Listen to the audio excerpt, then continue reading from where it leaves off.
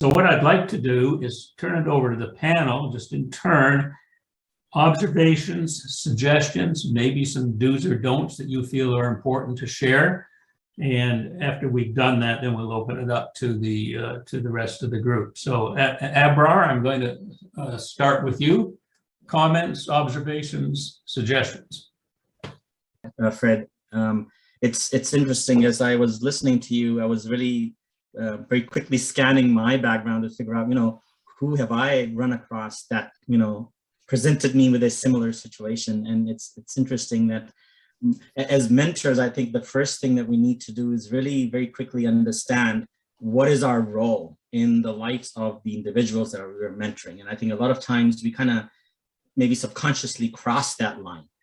So to me, mentorship is all about being maybe an advisor, a supporter, a motivator at some times, and then maybe for the most part, I think of Warner, because we've taken that journey, and when we meet people and sit down with them and chat with them, we kind of see them taking those same steps towards whatever they're going.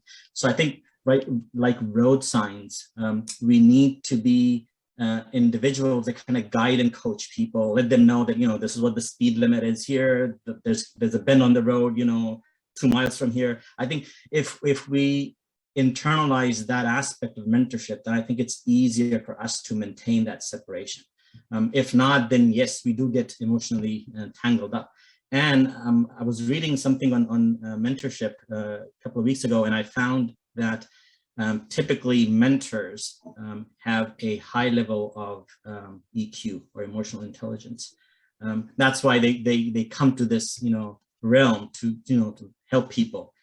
So they bring a lot of compassion and understanding for other individuals. So I think we just need to be cognizant of the fact that we're not psychologists, or we're not trained professionals that can help people with their internal issues. We can only guide them in the right direction. So I think if we keep that in mind, then some of these clients that come to us with those issues, we can easily spot them early on and guide them in the right direction to say, hey, maybe before you start your business, you need to get some counseling done, or something done, so that you course correct, and then you come to us and we can help you in the business realm, so to say. So maybe that's my 2 cents worth for now. So maybe I can ask you a question that personally relates to the situation I recounted with myself. I wasn't going to get into her personal issues, but I certainly know how to go look for a job. So I did that. What do you think? I mean, was I getting too involved, or was that okay in your view?